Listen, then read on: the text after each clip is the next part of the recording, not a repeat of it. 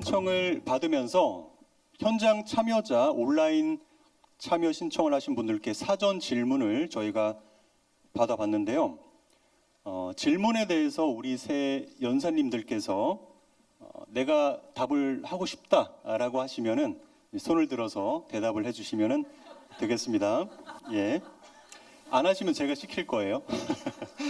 자, 온라인 참여자 문현철님, 예, 지금 듣고 계신가요? 자, 공동체를 만드는 데 성공하는 사람들은 뜻이 맞는 사람들을 어떻게 모아갔을까요? 다른 사람들이 만든 공동체에 참여할 수도 있겠지만 제가 스스로 해결해 나갈 수 있는 그런 방법이 있는지 궁금합니다. 이렇게 질문을 해주셨습니다. 제가 공동체적이지 못한 사람이긴 하지만은 그런 글을 많이 쓴 관계로 제가 답을 드리겠습니다. 그 이제 공동체에 관심을 가진 분들은 요즘은 그 옛날에는 공동체가 굉장히 뭐 그 유럽식 그 50년, 60년 전에는 어디 목가적인 전원 마을에 이상적인 어떤 마을을 설립하는 이런 식의 공동체였다면은 요즘에는 이제 대부분의 나라가 다 도시화됐기 때문에 우리나라도 세계에서 도시화율이 제일 높고 90% 이상이 도시에 있기 때문에 또 유럽도 땅값들이 너무 비싸져 가지고 예전에 뭐 그저 줍다시피 한 시골에 가서 막 10만 평, 20만 평 마을을 만드는 이런 것이 거의 불가능해져 가지고 그런데 뜻을 가지신 분들이 별로 돈이 없거든요. 돈이 없다 보니까 이제 그런 식의 마을 만들기는 좀 어려워지니까 도시 안에서 어떤 식으로 도시 안에서도 외롭지 않게 살아갈 수 있을까? 그래서 이제 이런 공유주택 운동이 굉장히 활발하고 스웨덴 같은 경우는 국민의 5분의 1이 공유주택에서 산다고 그러는데 그런 이제 공유주택이 우리나라에도 지금 제가 생각하기에는 아마 그런 공유주택이 모르긴 몰라도 한 1000개는 아마 넘으리라고 저는 생각을 하는데요. 그러니까 뭐 친구들끼리 두세 명이 모여서 이제 사는 공유주택부터 10대 명 뭐 또 20여 명 심지어 은행 공동체처럼 한 50명이 이제 함께 살아가는 공동체도 있고 그런 분들은 이제 미리서 모여서 자기들이 이제 물론 그 외국에서는 동아리 같은 데를 통해서 이제 모이는 경우도 많고 그러면서 늘 1년, 2년 서로 우리가 그 결혼을 하려고 그럴 때도 썸 타는 기간이 필요하듯이 그들도 서로를 알아가고 또 준비해가고 끊임없이 토론하고 그러면서 어떤 뭐 공동체라고 하나의 룰이 있는 것이 아니고 100개의 공동체면 100개의 공동체 다 룰이 다르거든요. 그러니까 우리는 공동체라 그러면은 다 그 프라이버시 없이 한꺼번에 전부 다 사는 줄 아는데 우리처럼 이제 현대인들은 프라이버시의 삶에 너무 익숙해져 있기 때문에 우리는 일주일 21끼를 같이 먹을 수는 없고 우리는 일주일에 2끼만 밥은 같이 먹고 나머지 이렇게 독서 모임 한번 하고 저녁에 맥주 파티 한번 하자. 이 정도로 이제 공동체와 프라이빗한 삶을 8대2로 하느냐, 7대3으로 하느냐, 5대5로 하느냐 이런 것은 자기들이 모인 사람들끼리 토론을 해서 정하기 때문에 너무나 다양한 공동체를 우리가 만들어가면 된다. 이렇게 생각하시면 될 것 같습니다. 자, 두 번째 질문은 이거는 굉장히 심오한 질문인 것 같은데요. 온라인 참여자 조은정님께서 이 시대에 맞는 새로운 공동체의 모습은 어떤 모습일까요? 어떻습니까? 책 많이 읽으신 우리 두 분께서 좀 답해도 될 것 같은데. 네.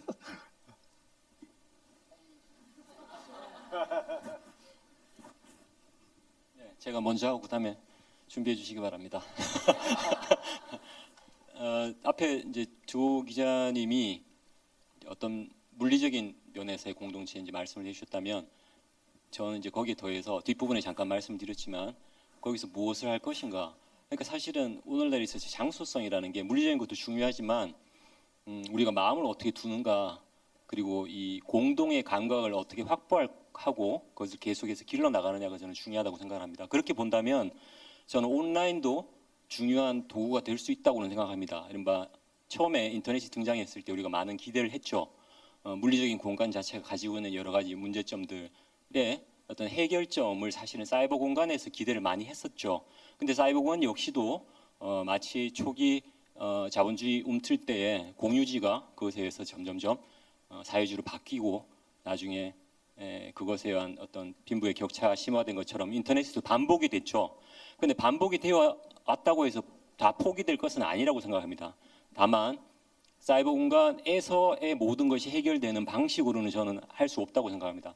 그 이전에 내지는 그것과 더불어서 중요한 것이 역시나 우리가 몸을 가진 주체로서 삶의 주체로서 같이 먼저 만나서 공감대를 이어나가는 것이 굉장히 중요하고 그렇게 본다면 물리적인 어떤 설계조차도 그런 것을 잘 뒷받침을 하는 것이 토대가 되어야 되지 않나 싶습니다. 그래서 요즘 스마트 시티 이런 이야기를 하는데 저는 그것을 보면 기술이 우위에 있고 기술을 우선하고 마치 우리가 인간적인 커뮤니티성은 뒤에 뭔가 거기 부과되는 뭔가 자연스럽게 생길 거라는 생각을 하는데 저는 그렇지 않다고 생각합니다. 기술이 우리를 규정하기 이전에 우리 인간적인 필요를 설계해 또 기술적으로 구현하는 쪽에 좀 더 노력을 해야 되지 않을까. 그런 노력을 하기 위해서라도 저는 이미 많이 만나서 우리가 그런 의견을 모으고 기회가 있을 때마다 소리를 내야 되지 않나 생각합니다.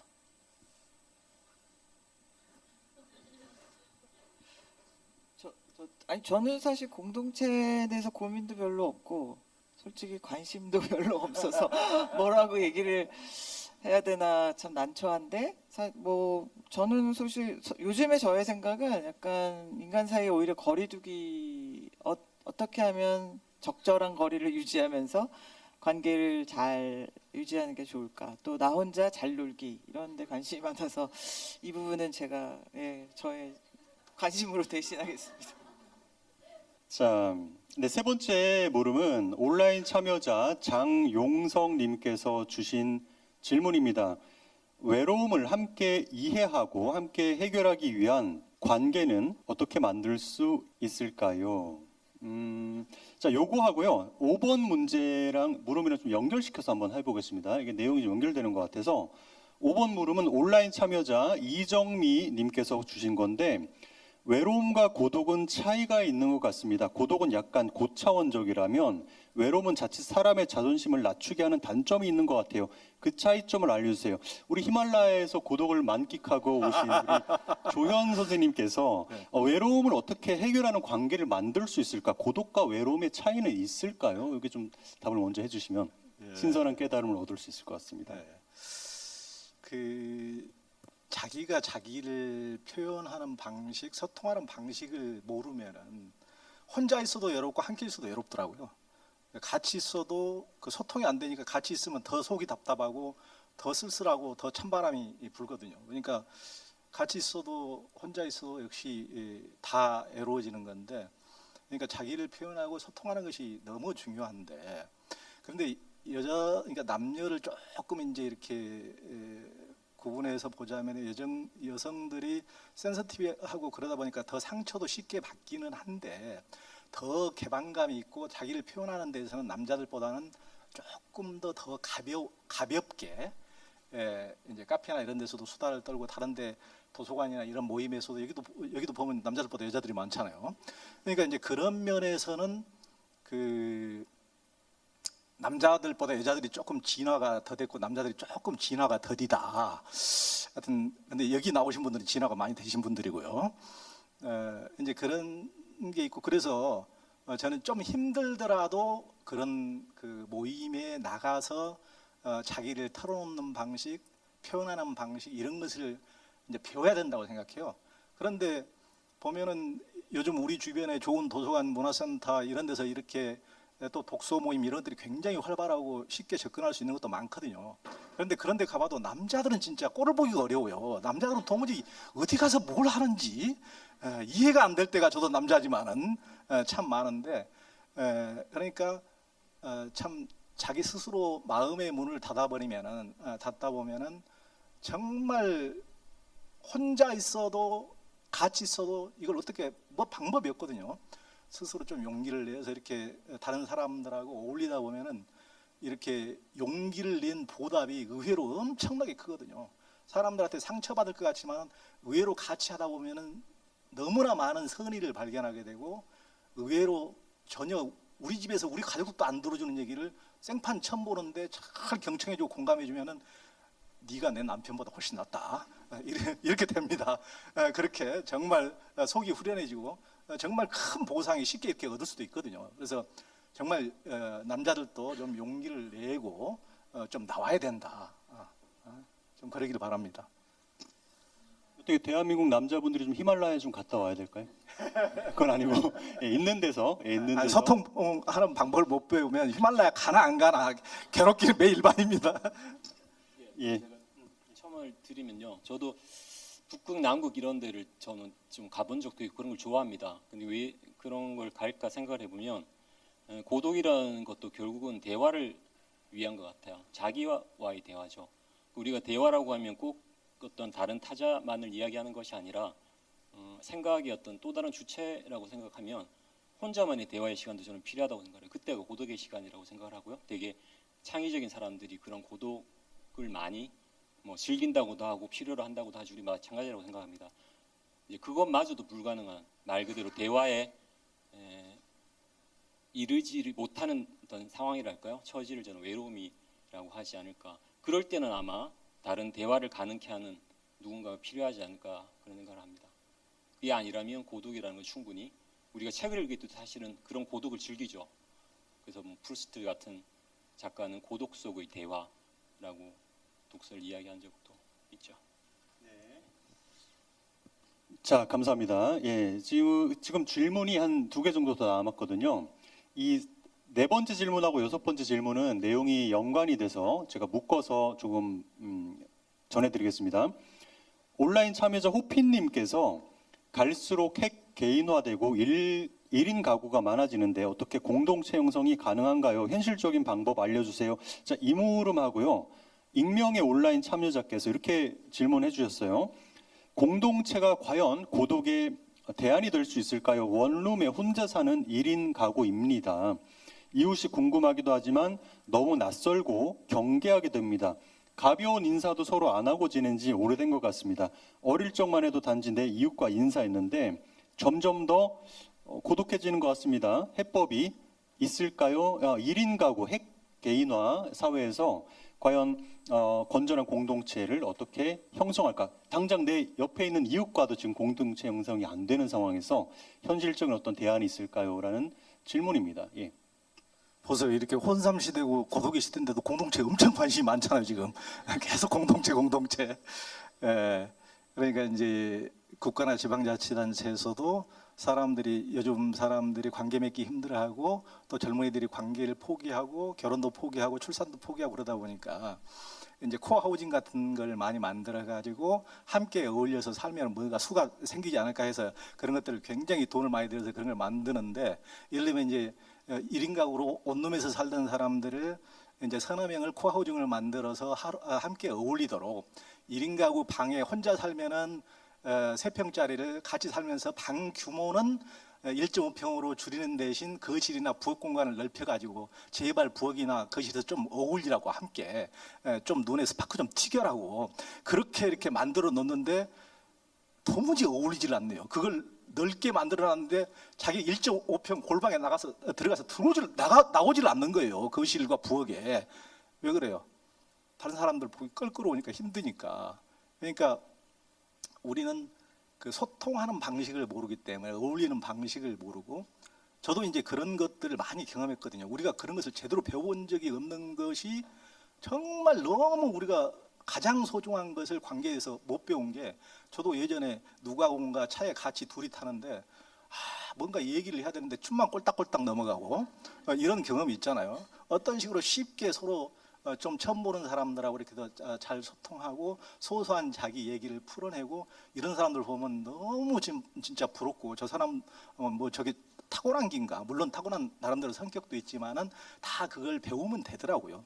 저도 예전보다는 훨씬 많이 나아졌고 지금도 서툰 점이 있지만은 그런 걸 우리가 이제 배워가야 되고, 이렇게 소통하는 방식을 배워간다면은 이렇게 혼자 살아도 이런 우리 전병근 대표님 같은 데서 하는 클럽이나 이런 데 참석해서도 꼭 같이 사는 게 아니라도 그런 쪽으로 간접적인 공동체 경험을 하면서 굉장히 삶의 활력을 얻을 수가 있고, 뭐 온라인이나 다양한 방식으로라도 이렇게 할 수 있는 방식이 얼마든지 있고, 자기가 소통하는 방식에 대해서 전혀 문을 닫아버리면 혼자 살거나 같이 살거나 괴로울 수밖에 없다.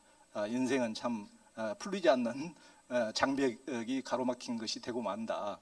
그래서 계속 소통인데 좀 그런 것에 대해서 이렇게 배울 필요가 있는 것 같습니다. 저는 생각나는 게 왜 사람에게서 구하려고 하시는지. 네. 자연이 너무 좋습니다. 네. 박차고 나가서, 그리고 인간에게는 더 구할 것이 없다. 책에도 저는 없다. 죄송하지만. 요즘 저의 생각은 그렇습니다. 지식과 사람으로 구하지 말고 이 우주 속에 이 실록과 이 찬란한 5월과 4월의 이 꽃과 공기와 그 속으로 들어가면 정말 외롭지 않는 것 같아요. 아니, 전 권하고 변호사님, 싶어요. 책 속에 길이 있다고 하셨는데 길이 없다고 하시는데 어떻게 한 말씀? 길이 없다고는 안 했고. 저 이런 거 좋아합니다. 드디어 우리의 차이가 발견되면서 서로 배울 점이 드러나는 순간이죠. 아니 뭐 차이라기보다 사실은 뭐 어떤 같은 걸 다른 어떤 말로 표현하는 것 같은데요. 그 여러 해명해야 될 부분이 여러 가지 있는데, 일단 제가 이제 떠오르는 것도 말씀을 드리자면, 자연 중에 인간만한 자연이 또 있나요? 특별한 자연이 있나요? 저는 인간도 자연이기 때문에 저도 자연 굉장히 좋아합니다. 근데 그 자연의 또 중요한 일부인, 또 특별한 일부인, 우리하고 비슷한 자연인 인간과 가까워지는 것은 아주 중요하다고 생각하고요. 대신에 더 까다롭죠. 그래서 처음에는 피하기 쉽습니다. 근데 우리가 모든 가치 있는 것들은 힘들잖아요. 수고한 만큼 주어지는 어떤 즐거움이나 뭐 심지어 쾌락이라고 표현할 수도 있겠죠. 그 깊이는 말로 할 수 없죠. 그건 해본 사람만이 압니다. 근데 여기서 이제 책은 무엇이냐? 저는 책 속에 길이 있다라는 표현은 제가 한 말은 아니죠. 저는 마음의 길이 그리다라고 말했지, 저 역시도 책이 뭔가 하나의 구원의 동아줄이라고 생각하지 않았습니다. 하나의 도구고요. 책이 이전에 충분히 대화를 통해서 우리는 그런 마음을 나눌 수가 있었죠. 그렇게 본다면 저는 지금도 책이 없이도 이야기를 할 수 있으면 뭐 굳이 책이라는 거 필요 없다고 저는 생각합니다. 그렇게까지 말씀드릴 수 있습니다. 그런데 책이 왜 중요하냐면, 어느 사이에 우리는 책을 통해서 마음의 길을 잃는데 굉장히 익숙해졌어요, 이미. 그렇게 본다면 우리는 문자 문화에 어떤 깊이 영향을 받은 존재들이죠. 근데 오늘날 기술이라는 것이 그 문자 문화에 영향을 받은 그 연장선에서 인간적인 감각을 조금씩은 차단해 가는 것 같아요. 그래서 직접 만나면 오히려 서툴러져요. 그러니까 편지글이라든가 글로는 우리가 오히려 뜻을 주고받을 수 있는데, 직접 만나서 이야기하려면 다 서먹서먹해져요. 우리도 마찬가지일 겁니다. 한 차에 갑자기 앉으면 그럴 때 등장하는 게 등장을 하는 게 책은 우회로가 될 수 있죠.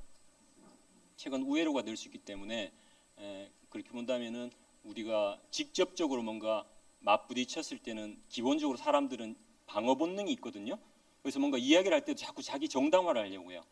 근데 특히나 문학 작품 같은 경우는 다른 제3자를 통해서 공감하게 만들죠.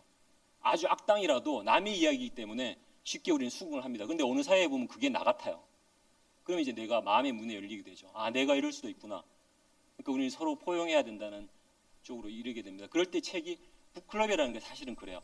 책이 없다면 거기 앉은 사람들은 성립될 수가 없어요. 근데 책이라는 게 있으니까 마치 남 이야기 하다 보면 서서히 각자에 대한 이야기를 좁혀지는 걸 우리가 발견하게 되죠. 그게 저는 책의 힘이라고 생각합니다. 네, 되게 더 덧붙이실 말씀. 네. 싸움 붙이는 거 좋아하거든요. 그래서 뭐 끝장 토론 같은 거 이게 또 할 수가 있을 텐데 성격에 또 안 맞기 때문에. 클럽이 보통 예. 이렇게 전개가 됩니다. 그렇습니까? 예. 자, 오늘 현장 참여하신 배은비님 계신가요? 오셨나요? 네, 배은비님께서 주신 질문입니다.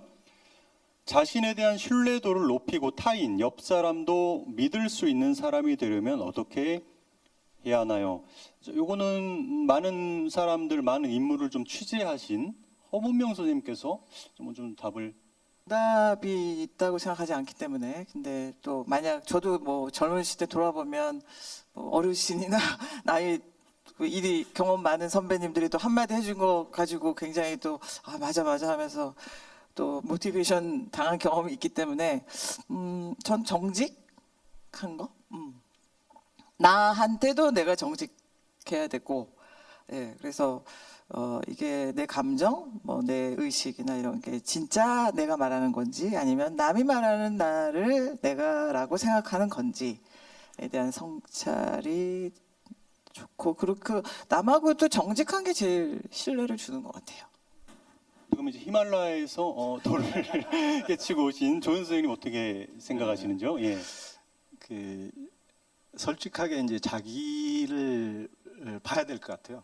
솔직하게 자기를 보고 예를 들면 이제 어렸을 때 어떤 상처나 이런 것 때문에 누구나 대부분 저도 오랫동안 가면을 많이 쓰고 살고 남이 나를 어떻게 볼까 내 약점이 발가벗겨지지 않을까 이런 불안감과 두려움 때문에 항상 이제 조금 더 멋있어 보이려고 그러고 좀 더 다른 사람인 것처럼 이렇게 이제 보이려고 그러고 그러다 보니까 내 내면에서도 이제 부대끼는 것이 잘 해소가 안 되고 또 내 내면에서 내 자신에게 솔직하지 못하다 보면은 내가 솔직하게 내 자신을 나는 이걸 원해 네가 이렇게 해주길 바래 이렇게 솔직하게 해야 옆에 사람이 분명히 나의 욕구대로 해줄 텐데 나는 그게 아닌 것처럼 내가 원하지 그걸 욕심이 없는 것처럼 그걸 뭐 아닌 것처럼 하다가 상대방이 그대로 안 해주면 또 삐지고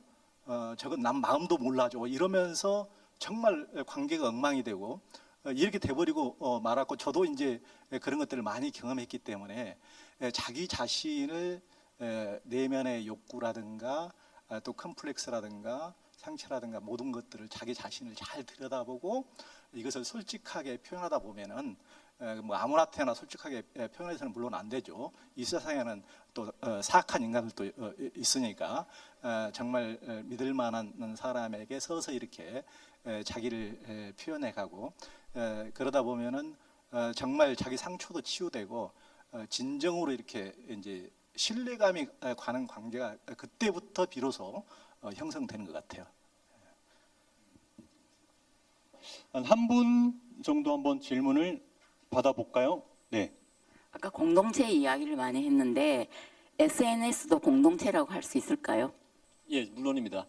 아까 잠깐 말씀을 드렸지만 우리가 오프라인이 원래 이제 토대지만 온라인이라는 것이 오늘날에 있어서 삶과 일에 있어서 더 비중이 클 정도 발전을 했잖아요. 확장이 돼 있고 실제 우리는 깊숙이 관여가 돼 있는데 이제 그것만 보더라도 우리가 뭐 폐해되는 것만 이야기해서 그렇지 많은 부분은 우리가 거기에서 많은 관계들을 이어가고 있죠. 지관서가 역시도 여러 활동에 토대가 되고 있는 게 지금 이렇게 중계하고 있듯이 온라인이잖아요. 그리고 저도 북클럽을 오프라인뿐만 아니라 그 코로나 기간 동안에 온라인으로 많이 했었거든요. 충분히 저는 커뮤니티가 가능하다고 생각하는데 다만 아까도 제가 말씀드렸다시피 그것이 완전히 오프라인에 있어요. 우리 몸을 가진 주체들이 만나서 이야기하는 걸 대체할 수는 없다고 저는 생각을 해요. 좋은 보완은 될 수가 있겠지만 그리고 출발점도 대개 모임을 해보면요. 북클럽을 해보면 온라인에서 시작된 경우보다 그 전에 오프라인에서의 어떤 관계되어 있던 것들이 온라인으로 확장됐을 때 훨씬 좋아요. 그러니까 온라인의 장점을 충분히 더 활용할 수 있는 걸 저는 체험할 수가 있는 것 같아요. 그렇게 본다면 배척할 문제가 아니라 다만 이제 각각의 특징들을 잘 살려서 확장의 도구로 사용하는 것이고 중심은 여전히 우리가 몸을 가지고 있는 이 본질 자체가 어떻게 나중에 뭐 하이브리드 되고 뭐 업로드가 되고 이런 단계가 아닌 이상은 중심은 여전히 저는 물리적인 공간에서 서로 만나서 이야기하는 거라고 저는 생각합니다. 우리 한국에서 우리 한국 사회가 자본주의화되고 또 서구화된 것하고 지금 우리가 고독에 대해서 얘기하는 것하고 저는 깊은 관련이 있지 않을까 싶은 생각이 들거든요. 과거에 한국 사회는 그렇지 않았을 것 같은 생각이 들고요.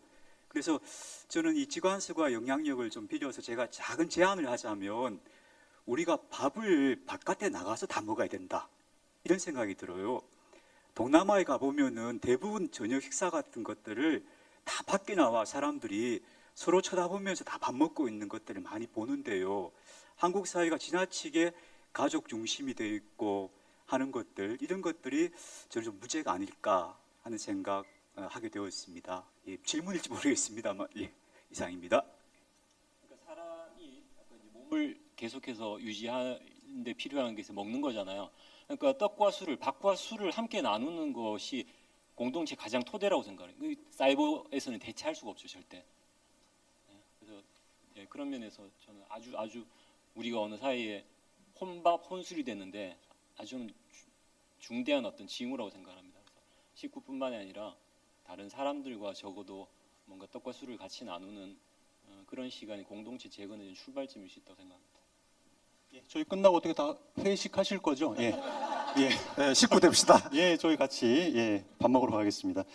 자, 강의를 해주신 허문명, 조현, 전병근 선생님 모두 함께 해주셔서 너무 감사드리고요. 이 박수 한번 부탁드리겠습니다. 예. 잠시 10분 휴식을 취하고 흥미로운 인문 토크 2부로 예, 저희가 만나 뵙도록 하겠습니다. 네, 감사합니다.